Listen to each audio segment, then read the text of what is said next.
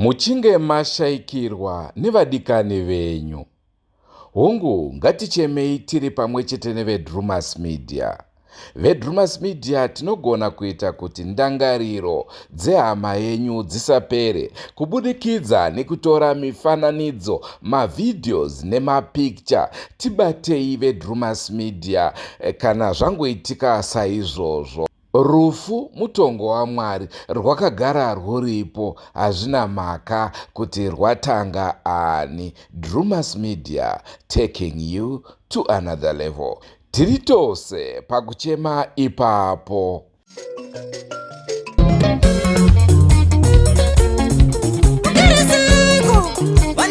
Mudzimba wangu kubana mabanjo nendanezeka. Wangu kubana mabanjo nendanezeka.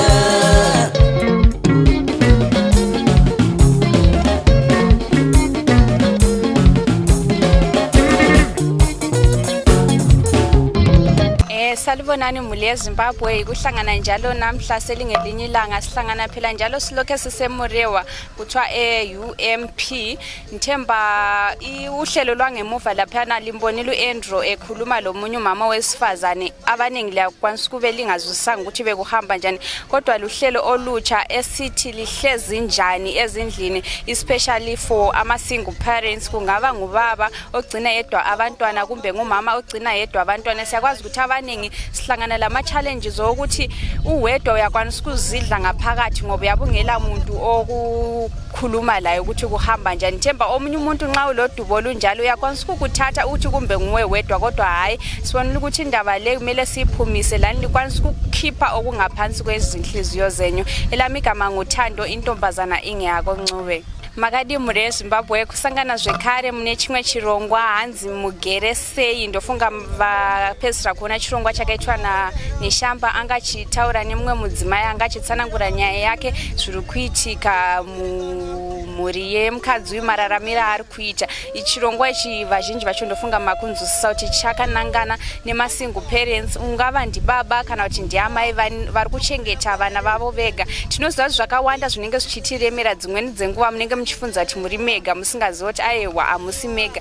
Vakawanda vari kusangana nematambudziko akadai. Saka nhasi tiri pane mumwe musha una amai ava vane nyaya dzavo dzavari kuda kuti tsanangurira tombonzwa kuti chiri kuitika, vari kurarama sei uye zvakamira sei. Mule Zimbabwe namhlanje sisemuzini komunye umama omkhulu laye ule ndaba yakhe afuna ukusichasisela yona, kodwa izindaba ziyakwazi ukuthi nxa sezizindaba zama-single parents kasondaba ezijabulisayo, izindaba ezizusisizo. Arangero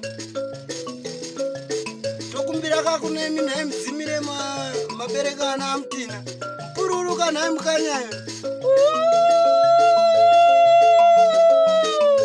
mandibaya azwai muri yeZimbabwe. Ini ndinoitwa Elizabeth Wadzingaira, ndinogara mubhukure kwakwenda Mbairi. Chifu wangu achinzi Dyoranya Jina, ndichinzi Mai Matopi, ndakarongwa Matopi. Murume wangu anzi Julius Matopi. Saka ndine maproblems maviri. Ndine mwana wandinaye mukomana, ezvino ndofunga kurana 23 years. Mwana uyu ndakamubereka asina kuita akanyatsonaka, asina mbokanganisika mitezo yake, asi akazorwara ndikaenda naye kuchipatara. Ndaenda naye kuchipatara kuyoko, ndakagara naye ndikasvika pekutoti mwana wangu akutoita sei, akufa. Ndaramba ndakadaro, ndakakumbira ndikati ndipei mwana wangu ndiende hangu kupi, ndiende naye kumba. Zvanzi kamuchembera kakanopenga, uenda nemwana kuenda naye kumba kunoiti sei. Ndikati zvikanzi kada kunodya mwana wako kumba. Ndikati nikisi. Zvikana baba pewai mwana wenyu muite sei, mubereki. Ndakabereka mwana wangu ndikafamba ndikauya nemwana wangu ndichingomudira mvura netauro, ndikasvika naye kuno kumusha. Ndikagara naye ndikanzi mozodzoka naye kucheck up. Ndikaenda naye kucheck up mwana wangu, asi ndakakwanisa kutaura kuna doctor akanditi kada kunodya mwana wako kumusha. Ndakamutaura ndikati ndiye mwana wangu yoyo wamaitaura kuti ndakwenda kunopedzisira kupi kumusha. Kusvikana nhasi mwana wangu ndinaye. Saka ndinoremerwa nekuchengeta kwacho. Ndingati hazvina hazvo kunyanya kundiremera nekuti ndinemboti bateva mabasa ekuti ndingoona kungomusimudza, asi kuti ndiwane mabasa ekuti ndingabate nemaoko angu aya ndichisimudza mhuri yangu iri pano yese kana kuti ndinyatsosimudza mwana wangu kuti aende kuchikoro, ndiri kukundikana, handina chandinoita. Ndinoita wokungoteedza mwana iyeyu, pese paaenda ndoita wokuteedza, handina zvandinombokwanisa kuita sei kuita. Nhasi ndatambira futi dambudziko rani rababa vake, baba vake varwara, havana kana chavanogonawo kana kuita, kana kusimudza ndoita wokusimudza, kugezesa ndichigezesa. Saka idambudziko randiri kuita seiroro randiri kunetsekana naro kuti ndozviitawo sei mhuri yeZimbabwe. Ndiri kukumbirawo rubatsiro kwamuri kuti ndozviitawo sei inini pamusoro pedambudziko randinaro nemwana. Nendine shwiro yekuti dai mwana wangu agona hake kana kuwana chikoro, aenda kuchikoro anodzidza. Ini pache zvangu ndakura nemaoko angu kuti ndichive ndichabata nemaoko ekuti ndisimudze mwana uyu, handichakwanisaba.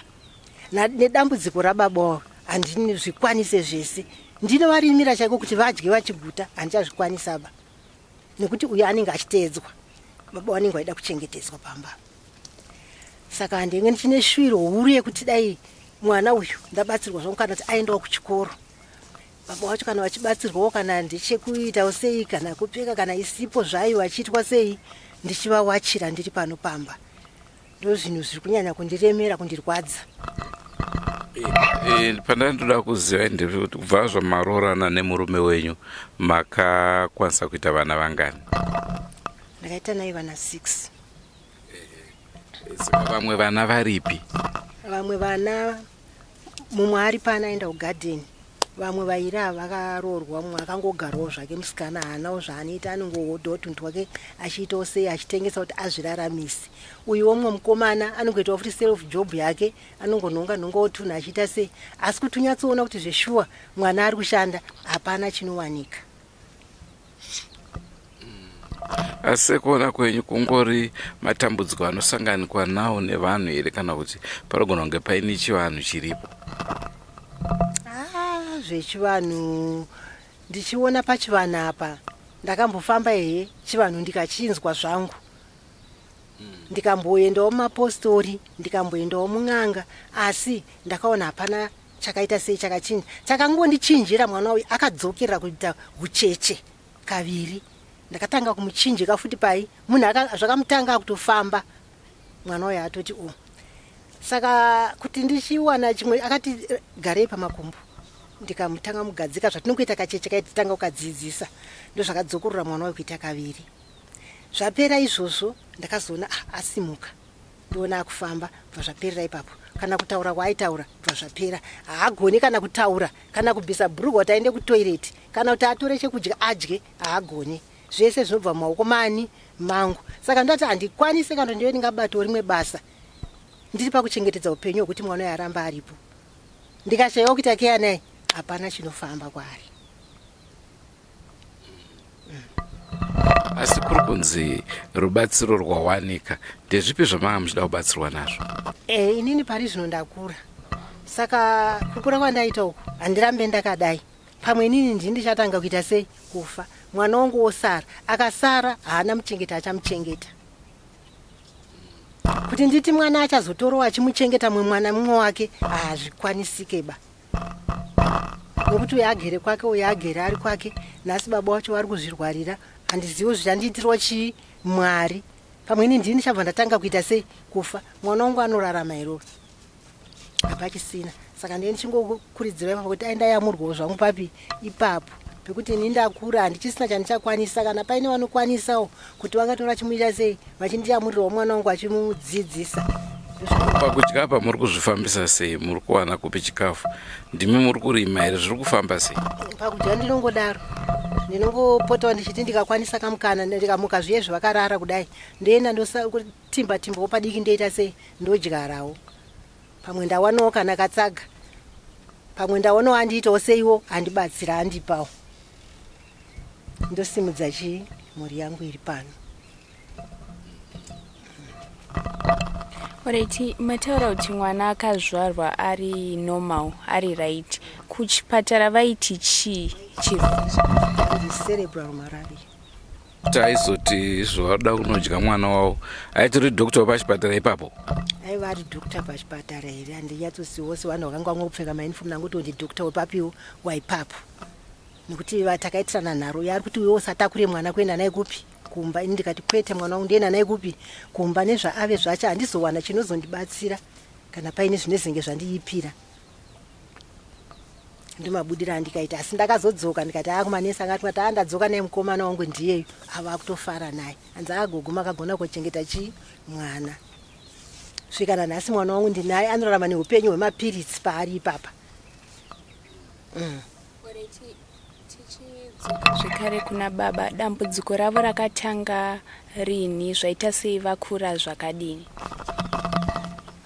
Baba ava ndingatoti vave negore rese vakaita kuningirika yekurasa yekuita weti, vanongoramba vachingoita chichete vachiita weti. Saka pakuita weti paya vatambonzi endai kupi, ndakaenda nayo clinic ibva titende Mutavatava, vanaenda Mutavatava vananzi Murewa, vataenda kwaMurewa. Saka Mutavatava yadzoka tadzoka zvikanzi endai futi kupi kukaranda. Saka manje kuti ndichibatawo mari yekuti ndiende kukaranda, mari kubva ndaishayiwa. Saka vandamira ndakaita sei ndakadaro. Zvekuti baba pakawanikwa mari vanogona kudzokera kuti utano hwavo hunogona kudzokera kuti vochinyatsotanga kufamba kudzokera pavanga vari. Vakakwanisa zvavo kuwana kuenda kuchipatara vachibatsirwa ka, pamwe zvinokwanisa ndivo ava muri kuona. Tingati kunze kwedambudziko ramataura kuna baba, rimwe dambudziko ravainaro nderei? Dambudziko retireweti wani, maziso ayo, makumbo, maziso aringodai vanzi anorwadza, uya musana nemakumbo avanombozvimba, nekumeso kwese uku nemaoko ese anozvimba zvomboserera. Zvaserera hazvitore futi kana kuti 3 days zvasimuka futi zvoita sei zvozvimba. Alright, pane here kana tingati hama dzepababa dzinomboedza kumira nemi kuti vabatsire padambudziko riripo?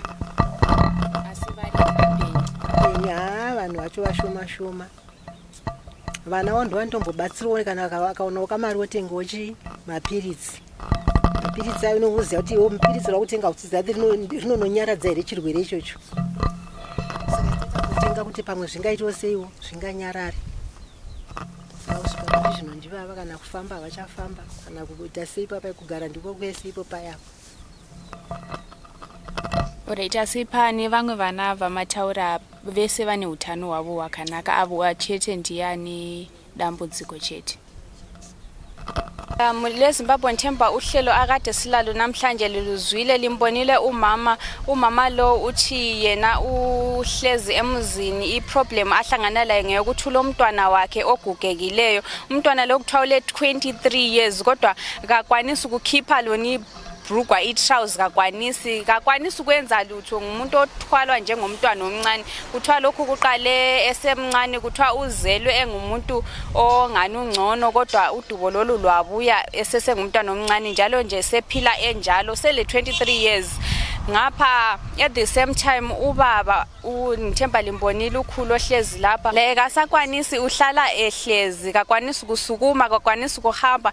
Nthemba libonile umama ukuthi nxa ezama ukwenza umsebenzi uyamthwala amsukumise amfake, kungaba kusendlini kungaba kuphandle. So yena sengumfazi oyi1 uyenza yonke imisebenzi, kodwa yena i-challenge alayo ngeyokuthi kasakwanisi phela ukuthi agijime njengabanye abafazi ukuthi aye ngala phinda aye ngale, ngoba lapho ke kumele abamba umntwana lo, ngoba kuthiwa engavele ahambe uhambile. So uhlale emlandela embona ukuthi wenzani, uhamba njani, ufuna ukudliswa, ufuna ukugeziswa, ufuna ukuthwala. At the same time ulobaba ohleze eceleni nguye la ade sithi ufuna uncedo, at least uthi kumbe kungaba ngelinye ilanga siyakwazi ukuthi impilo le ngokwesikhathi esincane uyakwanisa ukuthi namhla avuke phela esebhubhile umntwana lo, kala muntu ukuthi engasala emgcina ngoba akakwanisi. Nxa kulalabo bakwanisa ukuthi bamncedise ukuthi athole lapha okugcinwa khona abantwana, even ukumpha enye support or any support, siyakwazi ukuthi sizophana nama-ideas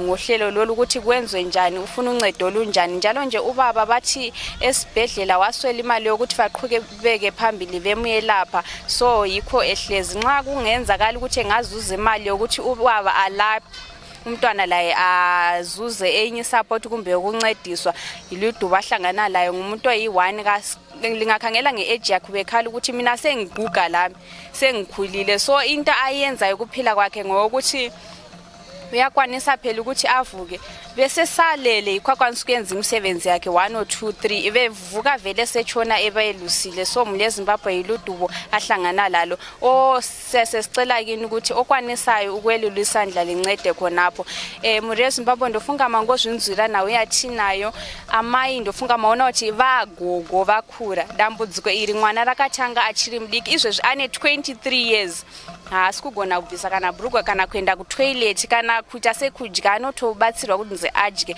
kugezeswa anogezeswa at the same time vana baba vakangogara vanotoita zvekusimudzwa ndofunga maona video tichikuratidzai vari kuita zvekusimudzwa hapana zvimwe zvavari kugona kuita saka mukadzi uyu akuchengeta mwana akuchengeta baba kuti achinyatsoshanda sevamwe vakadzi azviite nekuti akangoerekana asiya mwana uyu aenda saka anenge achifanira kugara ari padhuze nemwana iye so anga achichema kuti dzimweni dzenguva anogona kunzi amuka ashaya mwana uyu haana kwekuenda hongu uchishuwa chaiyo chekuti mwana aende kuchikoro but izvezvi chakunyanyodikana ndechekuti mwana awane kwaanochengetwa kana kuti baba vaendesowo kuchipatara zvimwe kuda pangawanikwawo 1 anoitawo zviri nani izvi tinoita kuzvisira kwamuri mhuri yeZimbabwe tobatsirana nemaideas kuti poitwa sei kana kune vanobatsira mobatsira aiwa tinokutendai mhuri yeZimbabwe nekufollowa programs edu asi senguva dzose tinokurudzirai kusubscribe kuDrewmas Media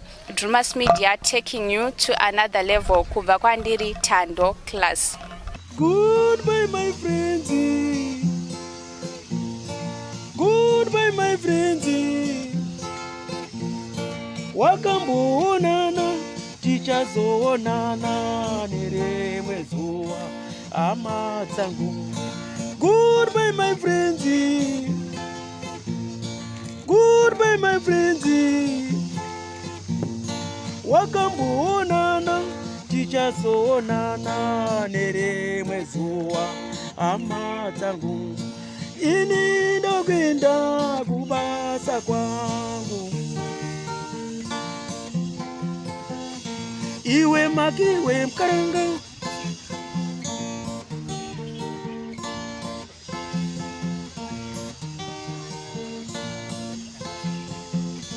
iwe makiwe mkaranga, iwe makiwe mkaranga.